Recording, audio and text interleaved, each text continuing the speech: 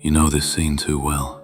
Everyone's talking, debating, deciding, voices bouncing off each other like ping-pong balls. You have a thought, clear, maybe even useful, but it never makes it past your lips. You rehearse the sentence once, twice, and by the time you're ready to speak, the topic's already changed. No one silenced you. You just disappeared.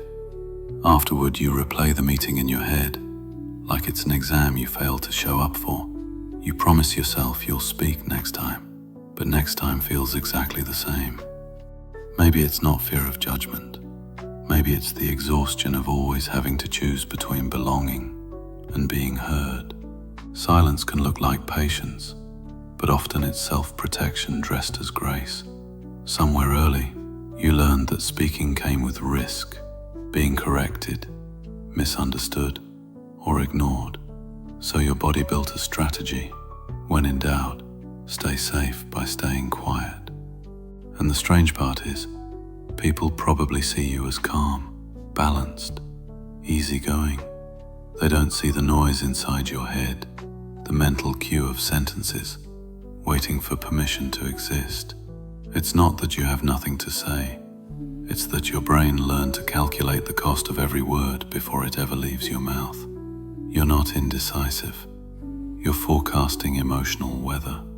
You're asking, is this worth the storm that might follow? Quiet isn't always psychological. Sometimes it's biological. When a group begins to heat up, your nervous system does what it was built to do. It checks for safety.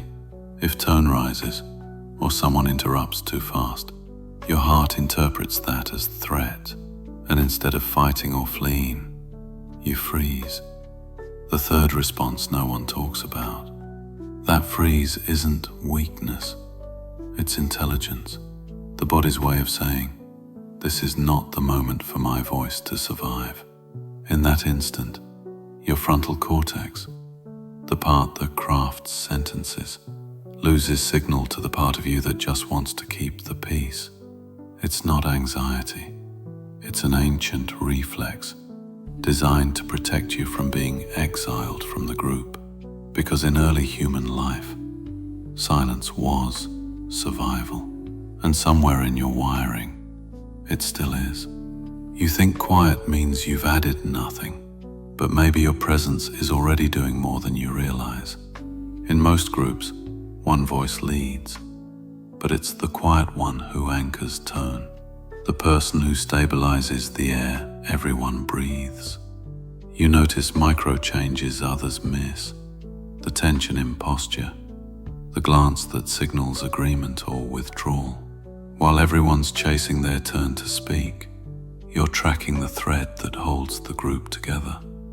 And when you finally do speak, even if it's late, even if it's brief, the room slows down just enough to listen, because stillness commands attention in ways volume never could. You don't need to change your nature to be heard. You just need to understand it. Quiet isn't emptiness. It's focus. It's the space that keeps conversation breathable.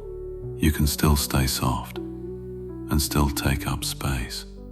You can speak slowly and still matter.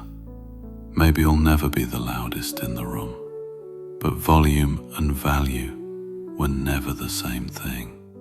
And maybe the world doesn't need you to talk more. It just needs you to stop apologizing for the way you listen.